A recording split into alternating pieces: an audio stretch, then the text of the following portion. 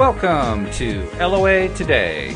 Walt Thiessen and life coach Cindie Chavez here. Today is Wednesday, August the 29th, 4 p.m. Eastern Time, your second daily dose of happy for the day. We hope your day's going really well.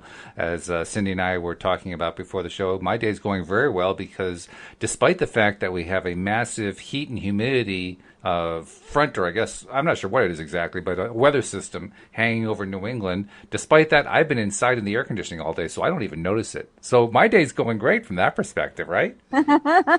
Well, that's most of my days because it's so hot here that we always have the air conditioning. And since, I'm inside in the office, but I have a big window that I can enjoy looking at the birds and the trees. And it was so funny because I had a client tell me that it was 70 degrees and, of course, a client that was in another state. And I thought about it later. I thought, well, I can say that's wonderful, but I'm here in the air conditioning, so I can pretend it's any temperature I want outside. That's true. I don't have to say, oh, it's so hot here. It is hot here, but I'm inside. That's very true. Perspective. Well, actually, where I do the podcast is in our second bedroom. It's an office space that we use it as an office space. And there's a window that faces right outside, and it's normally a great view, except in the afternoon it gets direct sun, which means it just boils with heat. So I always have to have it blocked off while we're doing the podcast just to keep the room cool. Otherwise, it's like a sauna in here.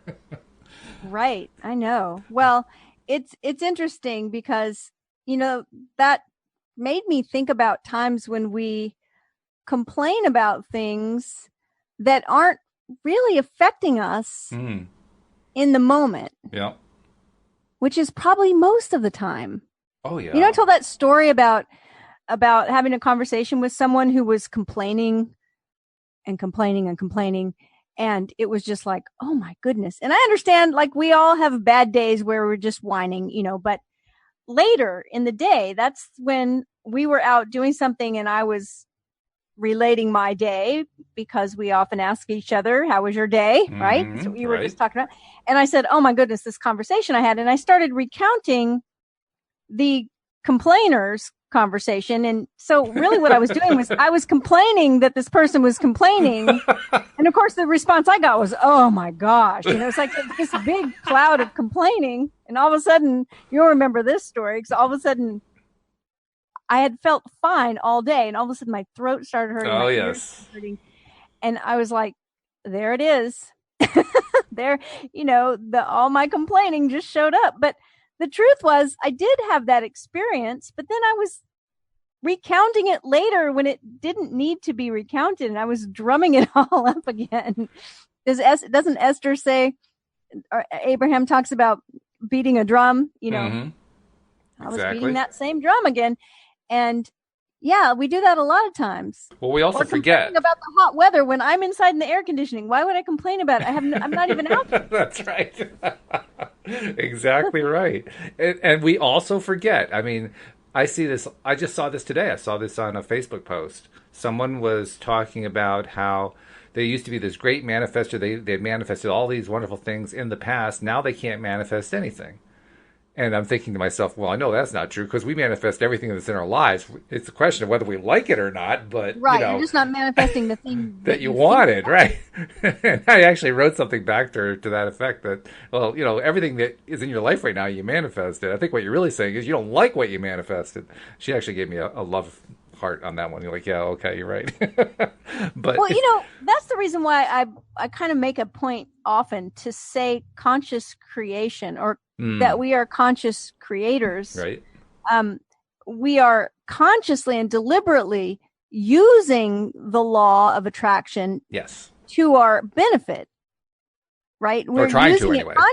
We're working on that. So we're using it consciously, but everyone's always affected by it. Mm-hmm. Everyone's always creating whatever we're creating. And it really pisses me off, I have to tell you, because I'll go through a day and certain things happen that I didn't want to happen. I said, darn, I did again. Well, the way I look at it is sometimes it takes us a little while to become aware of the connection between certain things. Like the reason why I made that connection that day is because we had been on the podcast reading a chapter in the book Money and the Law of Attraction. We had been reading a chapter about physical health and well-being. Mm-hmm.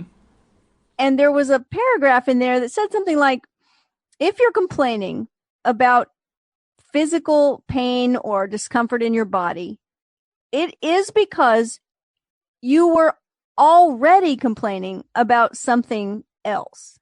And it hit me, that connection between, like all the complaining that we do about this other stuff, it ends up eventually, if we complain long enough, it's going to start manifesting in our physical body, and we're going to feel it as pain or discomfort and dis-ease. And so we had, talked about that morning, and then boom.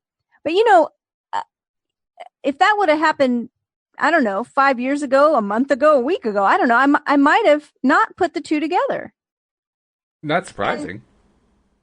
And so, like, over time, how you make a certain connection, like you eat a certain thing and then it gives you a rash or a headache, and you don't put them together. You say, oh, I got this weird headache. And then maybe a month later you eat that thing again and it gives you the same symptom. And then like the third or fourth time you go, oh my goodness. Yeah. Every time I eat this thing happens. They're connected. So I think we all go through our day saying, oh my gosh, look what I missed. I think you're right. Although I have to tell you, along the same lines of what you're talking about right there, I have often wondered, how is it that the entire population of the planet for so many generations, for so many centuries, could have missed the connection between thinking all these nasty thoughts and getting sick? I don't know. How does that happen? Because once that was explained, I said, well, duh, of course. But nobody thought of that before. How is that possible? I don't get it. Well, I mean, I think we have a good amount of evidence, scientific evidence, that stress is the precursor or the cause of almost every physical malady we have, right? Not all of them maybe, but I want to say stress makes a good contribution towards all of those things. And so, yeah, it shows up on pretty much any list of symptoms for any condition you can think of. Stress is almost always on there. Yeah. And so that, I think, is the connection. It might not be in the same words, but it's definitely vibration. But even there, I mean, how often do people connect stress with thinking negatively? I mean, I think more and more. Well, okay. Yeah. I mean, I don't know when it started being connected, but I know at least 20 years ago when I was working for the naturopaths, we had that connection. And it wasn't a law of attraction kind of thing. It was just that it was a positive thinking thing, if there's a difference. Mm-hmm. Okay. I mean, I think there's a difference, but it was known that when we continually think negative thoughts, it causes stress, and that stress ends up showing up in the body. That's an interesting question, though. You said you think there is a difference between positive thinking and law of attraction. I suspect you're probably right, because they're really not the same thing. But what do you see as being the difference between them? Well, I mean, positive thinking is the belief that when we think positive thoughts, we change our experience. Law of attraction is just whatever we focus on, we get more of. So it's a little bit broader in that sense. I mean, they kind of go hand in hand, and we often, in a conscious effort to work it, right, to work the law of attraction, we decide we need to think more positively. Yeah. I think the important thing to remember is that, we can't turn a blind eye to things that don't seem to be going right. We need to be able to see them and not ignore them, because a lot of times things that get ignored grow into something terrible. Right? I mean, true. You ever seen what mold does, or something that gets a weed in the garden, or cancer, or there's lots of things that we can just act like it's not there, right, and it's going to get worse and worse. But instead of looking the other way, we just focus on the solutions. That's the positive thinking part. It's also the part that's hardest to remember, because most often when there's something negative going on, what we're focused on is there's this negative thing going on. And I can't stop paying attention to the fact that this negative thing is really getting to me. Yeah, especially if it hurts. Yeah, especially then. Yeah. It's hard to ignore, Oh, yeah. when it hurts. So pain speaks pretty loudly. It takes a lot of attention and a lot of focus and a lot of determination to change your attention to what you want instead of that pain when you're experiencing especially chronic pain. And I know because I was experimenting with that this past May, and it does take a lot. It takes a lot of focus to do that. I'll tell you, I call it the magic trick in our family. Oh. It's actually a hypnosis kind of thing, but you can do it for yourself.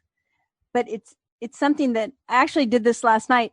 I in the past, I would say that I would think it didn't work really well with a headache as opposed to like other pain I might feel. Mm-hmm. But I did it effectively in the middle of the night when I woke up because you know this. I've been suffering with the migraine for the last 3 days. Well, you're actually getting better from your migraine's almost gone. Your headache is better. It's almost gone. Your head is almost cleared up.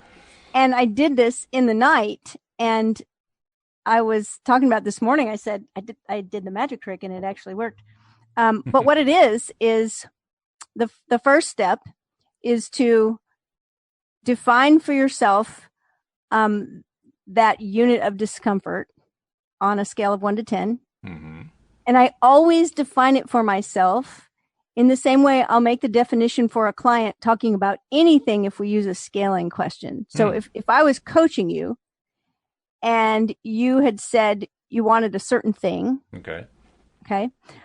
Let's say you wanted to, move to a certain place or whatever. Mm-hmm. And I was going to ask you a scaling question to figure out how much you really wanted it. I would define it. So I wouldn't just say on a scale of 1 to 10. I would say on a scale of 1 to 10, with 1 being, you're happy where you are. You really don't, it doesn't matter if you move or not. And 10 being, you are desperate to move there and you are going to do anything to get to that place, anything, right? So it's like, always define it. And with pain, it's the same way. And I usually go, okay, with pain,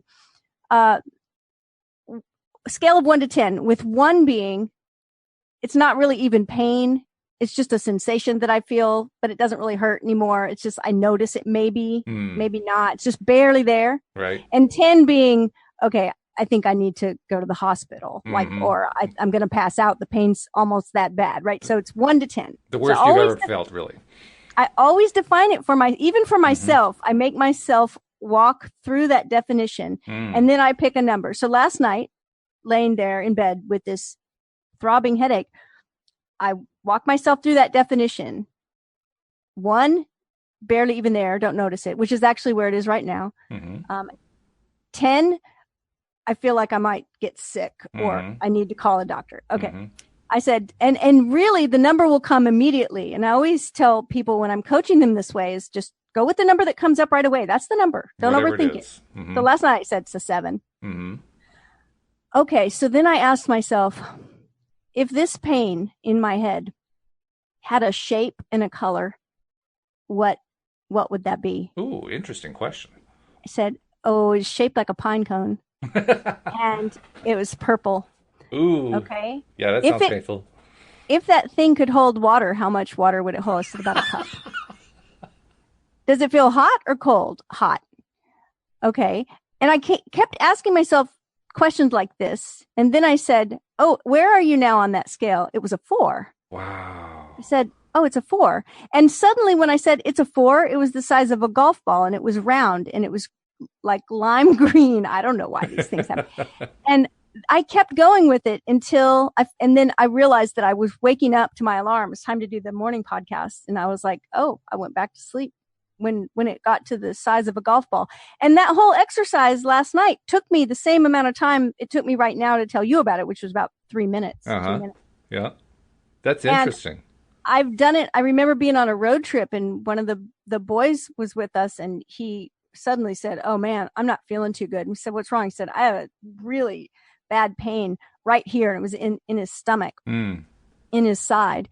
And we weren't at a place where we could just do anything, any kind of treatment or any kind of doctor or any kind of, not even Pepto-Bismol, nothing. We're stuck in the traffic. And I remembered this and I started asking him these questions. And that's when it got dubbed the magic trip, because he said, Mom, you are a magician.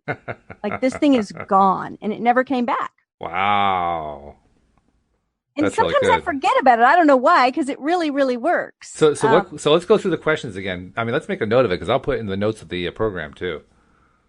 The first question is always that scaling question. Mm-hmm. And it's really important that you don't skip it and just say, okay, a scale of 1 to 10, it's a 6. I mean, it's important to define the scale. And of course, when it's pain, that's the definition I always use is 1 is just, you barely notice it. Mm-hmm. You only notice it if you think about it and bring your attention to it. Otherwise, it's not there. 10, it's, like the worst thing ever. Right. And then you ask yourself, where are you on that scale? And then the first questions I always use are size and color, or shape and color. And okay. I just start asking descriptive questions like, does it have a temperature? Does it feel hot or cold? Is it smooth or rough? Does it have a texture? If it could hold water, how much would it hold? And I just get creative and think of as many things like that as I can. And then I always go back to the shape and color again. I go, is it still that same shape or has the color changed? Okay. And now where are you on the scale? And this is why it's so important to do that scale, to define that scale at the beginning, because you can tell that it's moved. You can tell that it's gotten better. So why do you think this works so well? Because, I mean, clearly, just the story that you told of your son and your own experience this morning, clearly this works. Why do you think it works so well? I think it's because we're putting our attention on somewhere else. In other words, I could be asking you, right, how bad does it hurt? Oh, it's a 7. Really, what does it feel like? Oh, it's throbbing. Well, it's getting worse, right? Right? But I'm not asking you, what does it feel like? I'm not asking you, where is it hurting so much? I'm asking you what color it is and what shape it is. And if it could hold water, how much could it hold? And does it have a texture? And your focus is not on the screaming pain. I mean, I think that's why it works. Okay. That's a good explanation. I think that makes a lot of sense. Because what you're doing is a couple things. First of all, you're redirecting your attention away from the pain, which is great. That's a very powerful thing to do. And second, you are, in effect, directing attention onto something that is an unexpected alternative. Color, shape, wait a minute. Since when does pain have a color or a shape? But you're insisting, well, if it had one or the other, what would it be like? So now we have to look at it differently. Right. And some hypnotists will say to you something more like, imagine that this pain is shaped like a cube and it's green. Watch it as it starts to become smaller, right? I mean, so it's they're guiding you to, but I find that this works just by asking those questions. It works when I do it with myself. I would think it would actually be more effective if the person you're doing it for comes up with their own answers rather than being guided on it. Just because when you're being guided, it's so easy to go off the rails. But when you're the one who has to come up with the answers, it refocuses you a bit. Right. You're engaged in that focusing and trying to find the answer. Right. And so, I don't know. It's one of my favorite things. If you're suffering with pain, try it. Yeah. Well, I thought about this, I haven't thought about it in a long time. Thank goodness. Yeah. I don't have a lot of pain, so it's not something I'm thinking about all the time. Right. But I actually thought about this like the week after you had the knee pain. I was like, oh, I would have loved to be able to hear this before. I'm going to keep that in mind, and I'm definitely going to put it in the show notes so that anybody who wants to look this up can look it up. I'll make sure we got to make sure that the topic title in some way addresses this, so it's easier to find this particular episode when you're searching the website or searching the web. But we'll come up with a title for that. That's okay. We'll do that. Not sure what it's going to be, but we will. Right. We were saying before the show, Cindie and Walt discussed the mystery topic. That's right. It's the mystery topic. We're still figuring out what the topic is, but we're 20 minutes in, so we must be having a good time. Well, now's probably a good time to invite people to call us. Sure. Yeah. Hey, maybe they can tell us what the mystery topic is. That would be fun. I think that would be the first time in the history of the show when a caller came in and called us and told us what the topic was. That would be novel. That would be unique. I think it'd be great. So if you are listening live right now and you want to tell us what the topic is, please do call. There are a number of ways you can contact us, and all of them are described on the homepage of our website at loatoday.net. But if you want to just call in and you're in the U.S., here's the number to call from the U.S. It's area code 646-876-9923. That's area code 646-876-9923. And then there's an access code that you dial after you get into the system. That access code sounds like a phone number, but it's just an access code, and it is 860-264-5432. That's 860-264-5432. So by all means, if you're listening live right now, we'd love to talk with you. And we know most of our listeners are the podcast listeners. That's what a podcast is. It's a pre-recorded thing, and they listen to the pre-recorded thing. But more and more people are listening live, so who knows? Maybe we'll get a call today. It would be great. It would be. And while you're there, if you're a new listener, while you're at loatoday.net, go ahead and subscribe to the podcast so you don't miss any of the episodes. Yeah, if you're not a subscriber, definitely do that. And if you are a subscriber, hey, you're not off the hook. You get to do something too. You get to help. Put something on a social media channel about how you're listening to loatoday.net, because as more and more of us are doing that, we're getting more and more people discovering the show. And I mean, I think we all know what happens when more and more people get a daily dose of happy. They have happier lives. Isn't that a great gift to give to the rest of the population, a happier life? It's a great gift that we can give everybody that's around us. Yeah, that's true. Right? Because energy entrains to itself. So when we have a big dose of happy ourselves and we get around other people notice it. And, think about somebody in your life that's just always happy and fun to be around. Mm-hmm. When we hear their name, we're excited because they're just so much fun. And I think that's important, to surround ourselves with people that have a good vibe going on. I think that's true. It's also something really interesting to pay attention to, that you don't, just because you're putting something on a social media channel doesn't mean that you're doing it for people you know. Wendy and I were talking about how LinkedIn in particular works. I think we were doing it yesterday. That, for instance, if Cindie, if you and I are connected on LinkedIn, we're what they call first connections. And then people that we know that we're also connected to would be like, for the people I know, they become your second connections. The people you know become my first connections. And then the people they know become third connections, and so forth. Well, the beauty of social media is you can post something and maybe your friends don't see it, but a connection of a connection sees it. Right. In a way that you never would have expected. So you're actually reaching people you don't even know. Yes. Which exactly. is really cool. It is really cool. In fact, I'm glad that it works that way, because I have found a lot of really interesting people that way. Mm. Not so much through LinkedIn, but through the other social medias. Yeah, well, they all do the same thing. Facebook, right. Instagram, Twitter. I mean, everything works that same basic principle. It's interesting because everything works that way. Yeah, that's the way life works, right? Like, we're all connected. Yeah. There's a book that I'm looking around to see if I brought it in my office. I don't see it.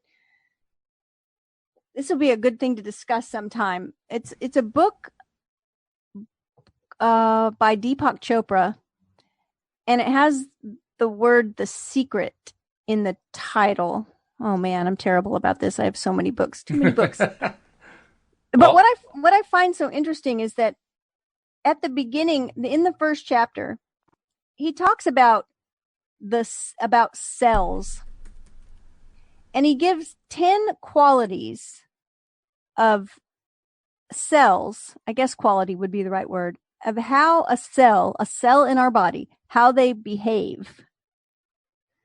And like qualities like selflessness, and they're all team players, are the cells in our body. And he talks about And it's really when you read through the list, because when you read through it at first, you don't know that he's talking about cells.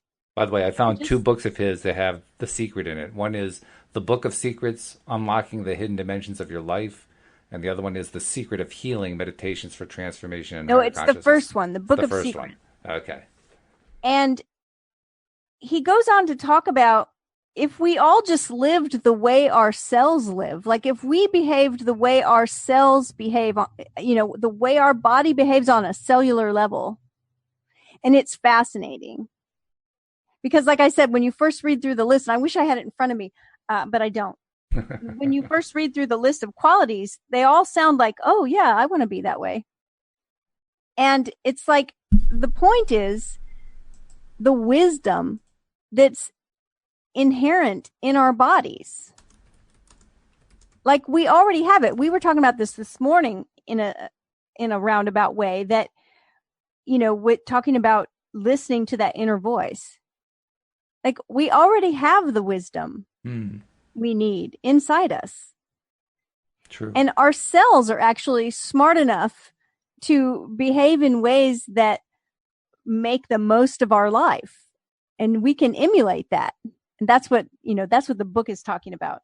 But I think it's interesting to say, okay, LinkedIn works like this. There's these connections, and then your connections are like the second connection. It's like a family tree or something. Kind of, yeah. And I feel like, well, everything sort of works that way because we're all connected. Well, there was a movie a few years back, number of years back, actually, quite a few years back now that I think about it, 6 Degrees of Separation. Isn't that what that's about? 6 degrees of separation, meaning that everybody on the planet is no more than 6 degrees separated from each other in terms of who they're connected to? Isn't that amazing? And quite and true.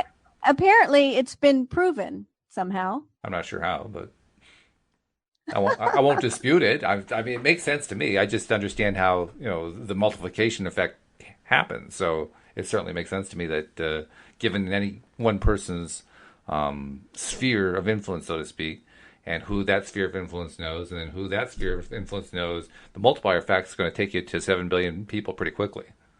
Well, I think it's pretty cool to think of any person that you can think of on the planet and think that you're only 6 degrees away from them. Yeah. That's kind of amazing. Well, it shows how we really do live in a small world. Yes, we right? do. As much as many of us who grew up in that era got sick and tired of that song, it really is true. It's a small world after all. Oh my goodness, so funny. Speaking of that small world, it's a ride at Disney. Right. Right? Well, it was originally a ride at the 1964 World's Fair in New York. That's right. Yeah. Well, see, I grew up in California, so I always went to Disneyland. Right. And I've been on that ride many, many times. And as a little girl, it was my favorite. I loved it. It's all full of dolls. I mean, beautiful, hand painted and dressed wooden dolls that are all moving, and it's just gorgeous. Mm-hmm. And then I grew up and moved away, and then I had kids, and then we live closer to Disney World, which is in Florida. Mm-hmm. And so when my boys were little, I took them there, and I was so excited to go on the Small World ride. Well, I didn't know this at the time, but the Small World ride in the Florida park is not as big and glorious as the one in the original one. Oh, really? Interesting. It's smaller, and a lot of the cutouts are like flat 2-dimensional, like dolls that are up. It's not. But I didn't know that when I went through it. Yeah. And I was like, oh my goodness. Because you know how they say that when you go back to wherever you came from when you were little, it's like, oh, so much smaller than I remember it, right? I thought it was that effect, and I was like, wow, this is, why did I ever think this was like so amazing? And then I found out like 2 years later, oh yeah, it's totally different. Right.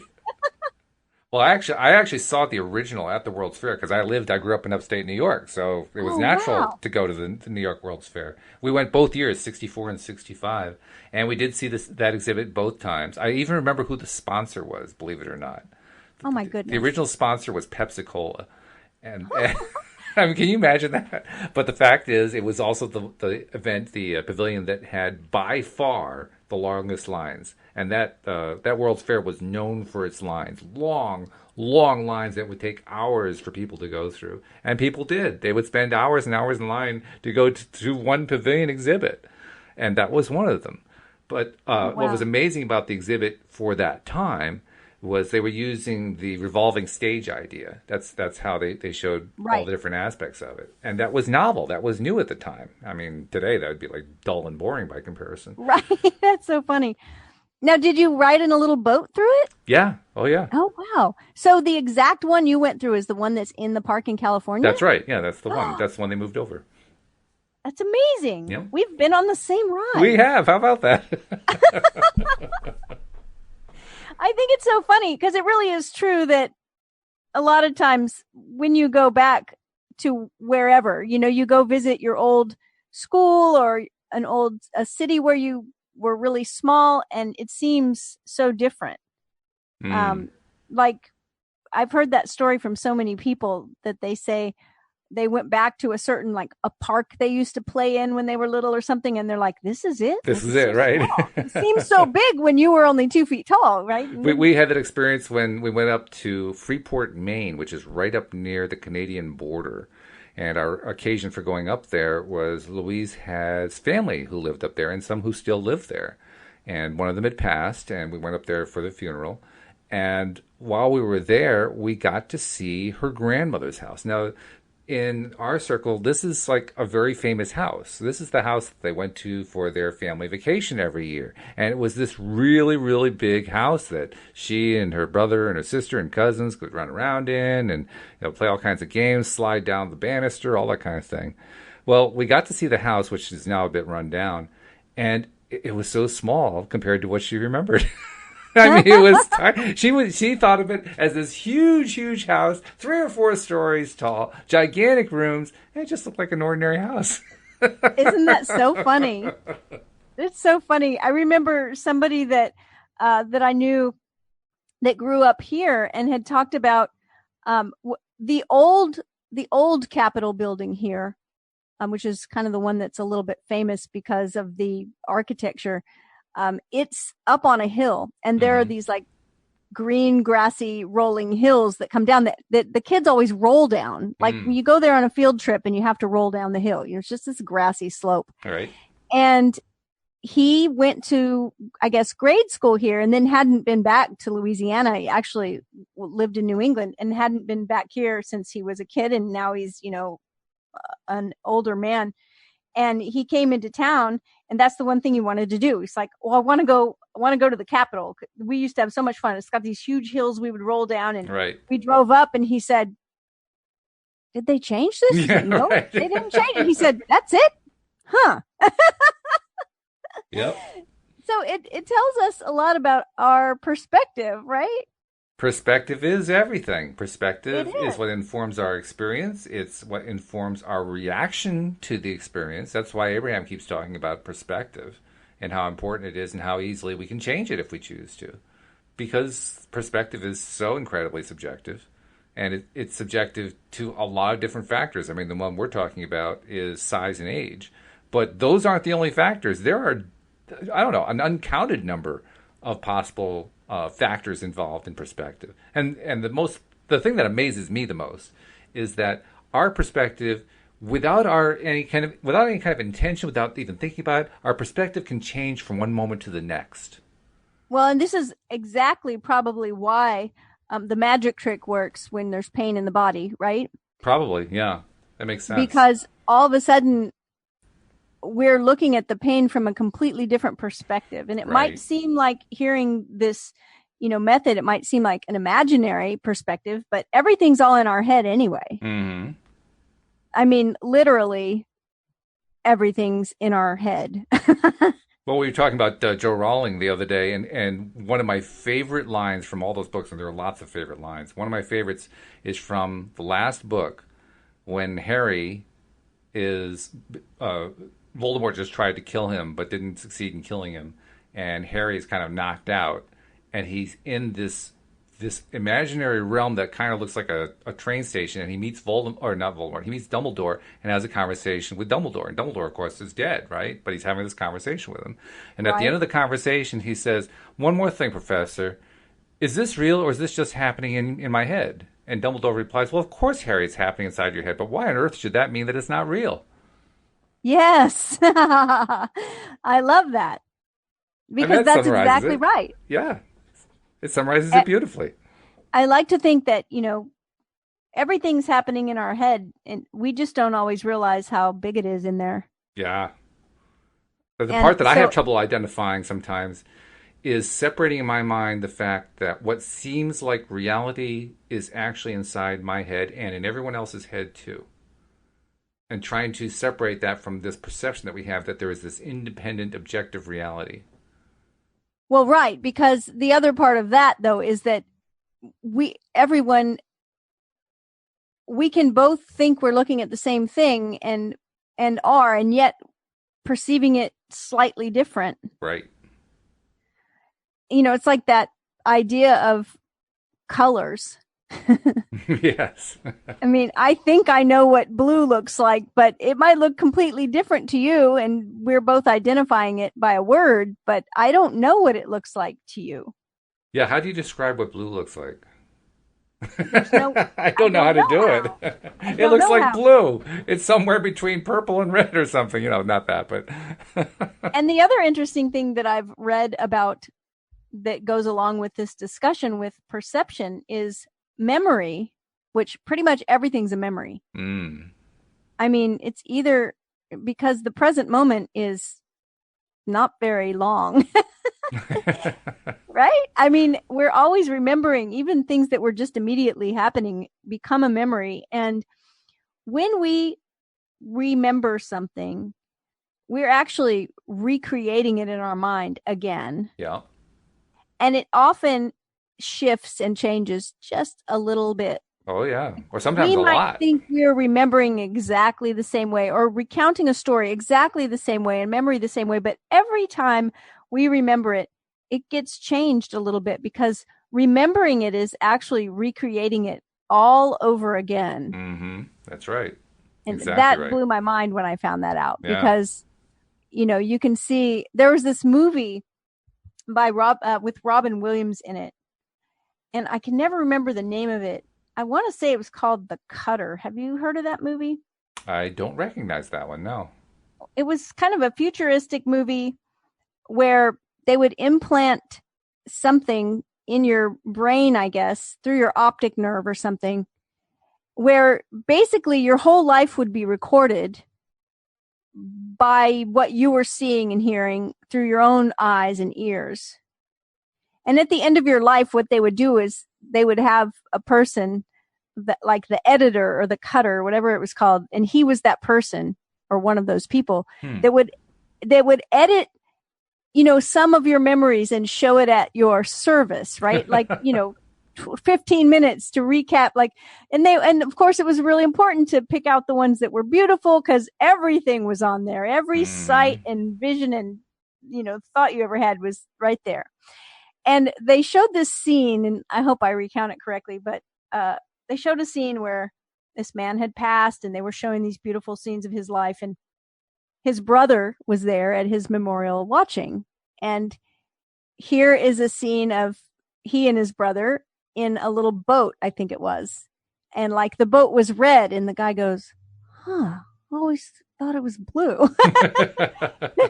And to me, that was so powerful because I was like, oh, wow. Like Yeah. his brother was there with him. They both have a memory of it, and their memories of that same thing were completely different.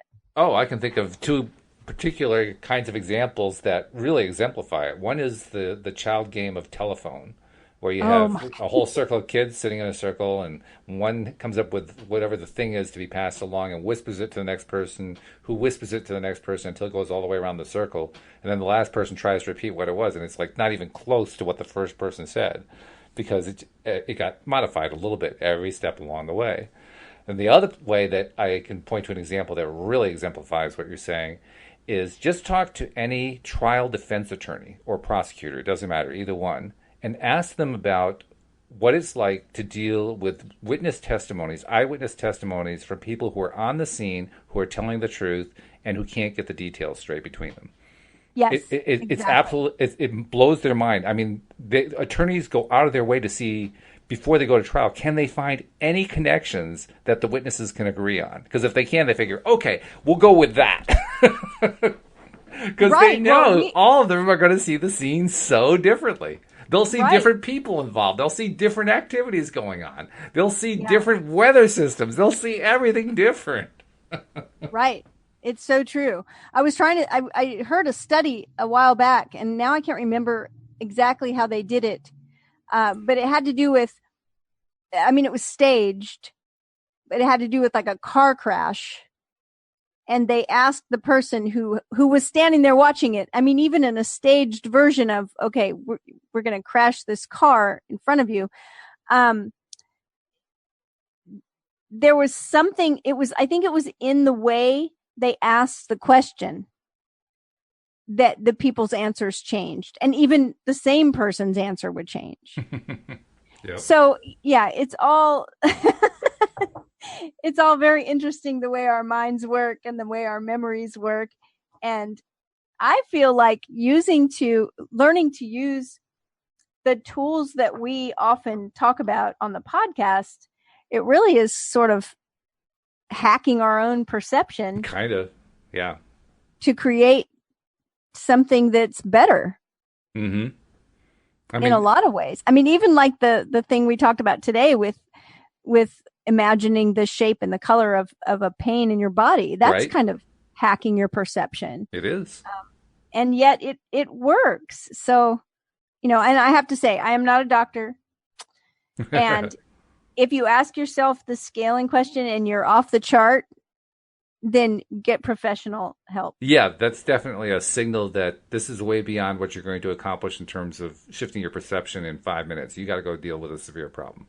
Yes. Right. But if you're dealing with, aches and pains that are kind of, common in your life already, and you just want to see if you can lower that pain level, then this works great.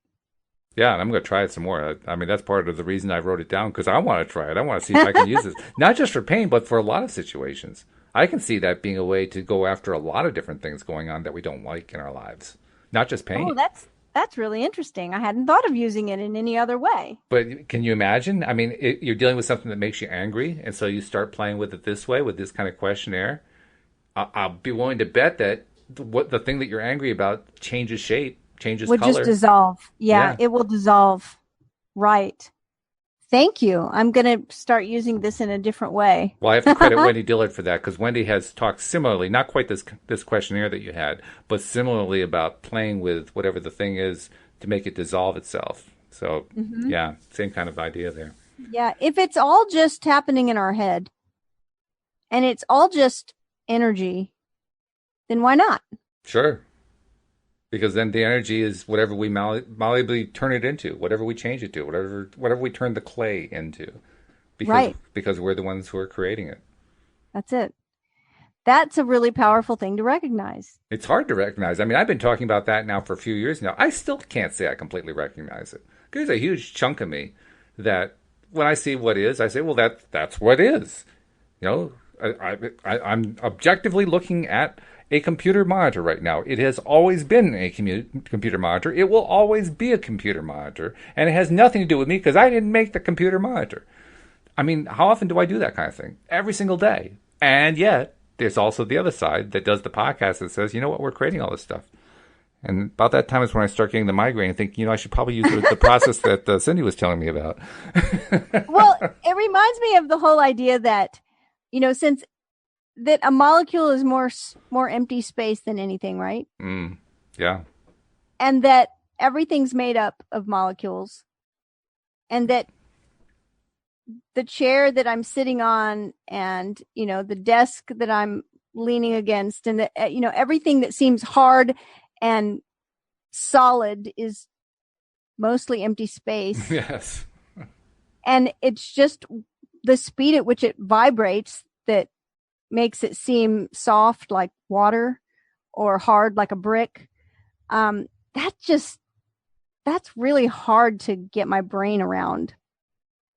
But so is the idea that time is not linear. Yeah, that too. that everything is happening at once. And That's I don't kind of even know what mind that blowing. means, to be perfectly honest. I mean, Well, I've I heard tell that, but I just don't even know. How do you turn that into something that's sensible with that? I don't know how to do that.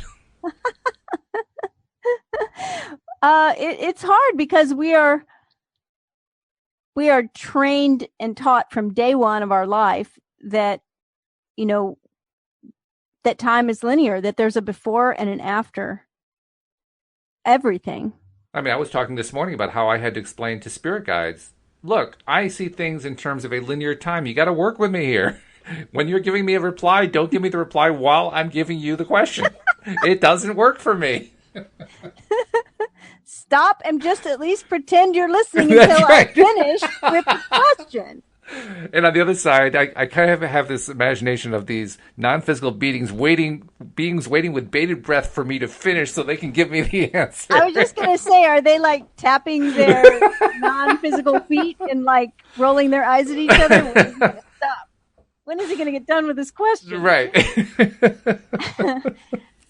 Well, it is a hard concept to grasp because we see everything as before and after, right? It's like, okay, let's catch up after the podcast. Okay, Right. before the podcast, after everything's before and after, and we have the sun that sets every evening and rises every morning. I mean, we really do get this rhythm and this sense of time being linear. Mm-hmm. And yet, when we really recognize that everything in the past is not there, right? Now I'm getting really depressed. And everything in the future is just an imagination at this point. Pretty much, So yeah. really, when we say all there is the present moment, I mean, all there is the present moment. Well, there's a whole bunch of present moments. Well, to make All the matter even more confusing, and this what helps me here is my understanding about computer programming. One of the key concepts that gets used when a programmer is writing a piece of code is the idea of an instance. And an instance is basically a zero time slice. It doesn't really have any duration to it. It can potentially have almost any amount of duration that you want to assign to it, but conceptually it has no time to it at all. And the way that a programmer uses the idea of an instance is in divvying out resources, so to speak, to various users who are doing things with whatever the computer program does. So let's say we are using our computer to connect to the internet, right? In order to right. make that connection, an instance of that connection is given to us. So we have one instance of it. Now, here's the really interesting part. If you have a whole bunch of instances and they're all of zero duration and they're Yep. all happening at the same time, how many instances does it take to have a duration? And the answer is none or infinite or whatever you want. In other words, okay, we talk about duration, before and after. How many instances are there in a duration? I don't know. It's whatever we want it to be because they're all Well, zero width. There's no right, it's like duration to them. division by zero, right? Yeah, It's pretty like much. Yeah. yeah. So, oh wow. So now that if that doesn't drive our you listeners are crazy, if that doesn't make your mind do backflips and wonder like what the bleep is going on in this universe, nothing will. well, but at the same time, it's really encouraging to me because for some reason it causes me to realize that I really can create anything Mm, yeah, because all of that stuff is just it's wild. it's crazy. It's unbelievable. Yeah. And yet, It's all true. so we really do have the power to create whatever we want. That's one of the reasons why I continue to try to learn to be a better deliberate creator because that's how I know we have barely scratched the surface of this deliberate creation stuff. I mean, you and I in particular have talked a lot about Money and the Law of Attraction by Abraham Hicks. We've talked about other Abraham workshops we've heard about. We've talked about a lot of different topics related to the topic of the law of attraction. And yet, even in all the things we picked up, and we picked up a lot of stuff and we've shared a lot of stuff with our listeners, great tidbits and ideas and new ways of looking at stuff and so forth to help us become better deliberate creators. And yet, even with all that, I can tell we've just scratched the surface. We have just barely begun to crawl. Well, I think so. I think that's why the whole idea of, the most of these ideas that are so far over my head, right? Mm-hmm. Quantum physics and unified logic and just all of these different division by zero kind of things. Mm-hmm. Yeah. Of course, Linear, they're also. non-linear time. Of course, there are also times when Non-linear I think that people. time. I think it was just a head scientist somewhere who's messing with their heads. I think it's what it really is. Well, but the idea that humans are figuring this stuff out, I mean, I really think that science is just scratching the surface as well. I think science is scratching their own heads, to be perfectly honest. I mean, there's so much more to know, and we keep finding out. We keep finding out that the universe is so much, or the universes, right? The multiverse is so much bigger than we thought, and new discoveries keep being made. And to me, that's really encouraging because I know I'm just scratching the surface, like you said, of, being able to deliberately create my own reality. If we're all creating our own reality and it's all just happening in our head, then I want to do it deliberately. And Mm-hmm. we've talked about this so many times about how much practice it takes. It's a practice, and how we over and over will do the face palm and the forehead slap. Oh, why did I create that? Right. Oh, yeah. Yeah, we're good at that. To me, that's all encouraging because I know that the more I do this, the better it gets. And the better it gets, the better it gets. Do you ever feel like that we're kind of like monkeys at a typewriter trying to figure out how to type out the Bible? No. You don't? Oh, good. I'm glad to hear that. I'm going to reject that particular picture. Good. Because I don't want to be a monkey and I don't want to type the Bible. That's true. That has so many assumptions in there that really don't hold true, do they? I mean, just really none of it that you want to have any part of it, to be perfectly honest. And I certainly don't want to use a typewriter. I'm used to computers at this point. Oh my gosh. That's so funny because, I'm telling my age now, but when I first learned to type, of course, it was on a typewriter and it was on a manual typewriter. Oh, yeah. And man, did you have to slam those keys to get that thing to happen. I was proud of myself. I could type at 40 words a minute on one of those old things. That was fast. That's really fast because you have to slam those keys so hard, especially if you're typing on carbon. Yes. It's like almost impossible. And you had to have really strong hands to do it. So yeah, I'm glad we're not typing anything. I'm really happy for my word processor and my keyboard and computers. But no, I know what you're saying. And yeah, sometimes it feels like a bit of hit and miss, and that maybe a bit of luck is involved. But that's the process, And it's a good process. It's like trusting the process. Yeah. It's a good process because Abraham also reassures us. You'll never get it wrong and you'll never get it done.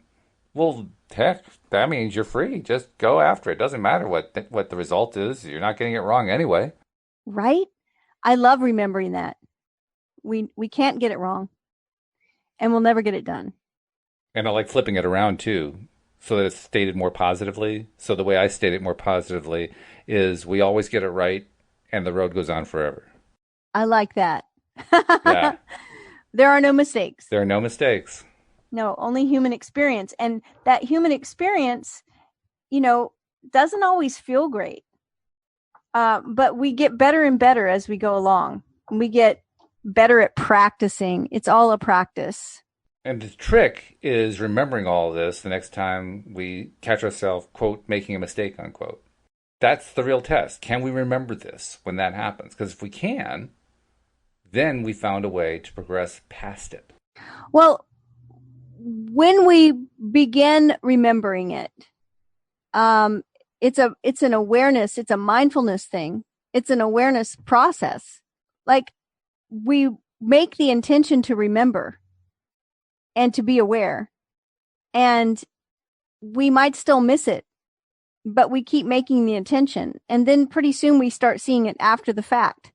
Like we talked about, saying, oh, why did I create that? Or why did I react like that again?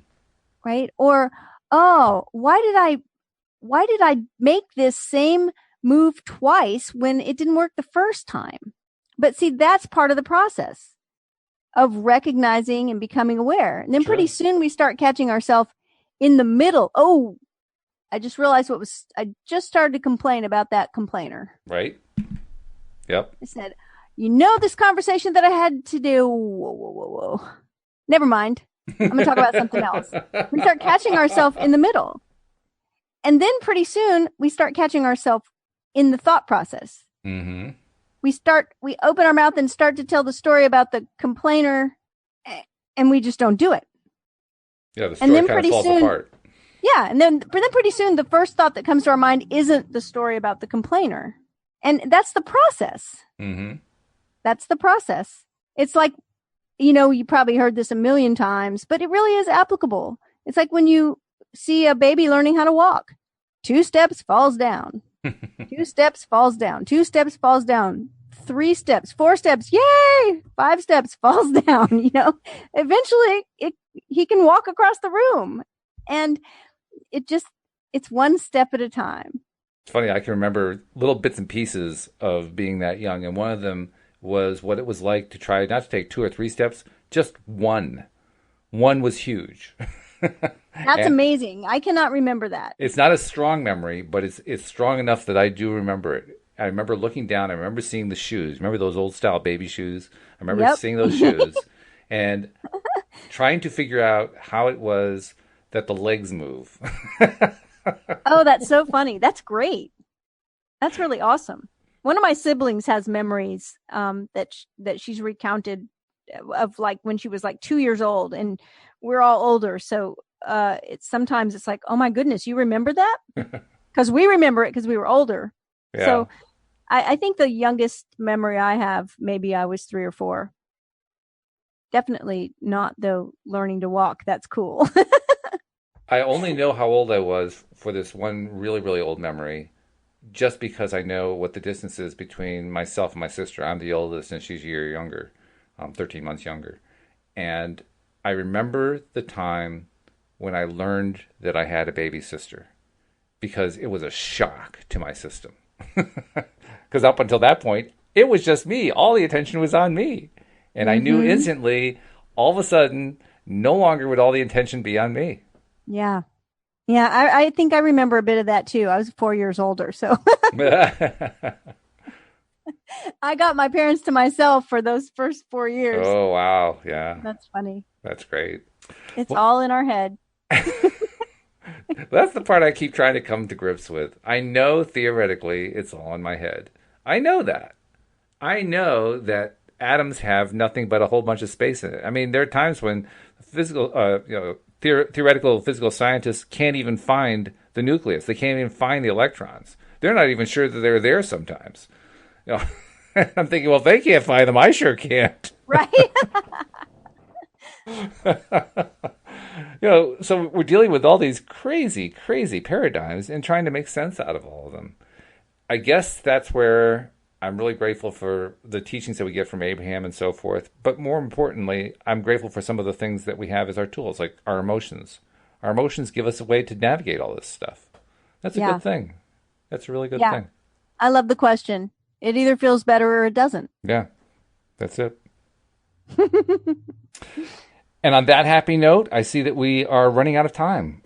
It's amazing how we did it. We weren't sure how the topic was going to go on this, and I'm not sure I still know what the topic was, but it was fun. It was fun. And feeling better and feeling good is what matters, right? So pretty much it. That's it right there. Well, then I look forward to doing it again with you. Let's see, when do we do our next meeting? I guess we do it next Tuesday. Next Tuesday morning. Next Tuesday, so I'll do it with you next Tuesday. Yeah. All right. I look forward to that. I do too. And we hope that you'll come back and join us next time for all of our episodes here on LOA Today. Goodbye, everybody. Bye, everyone.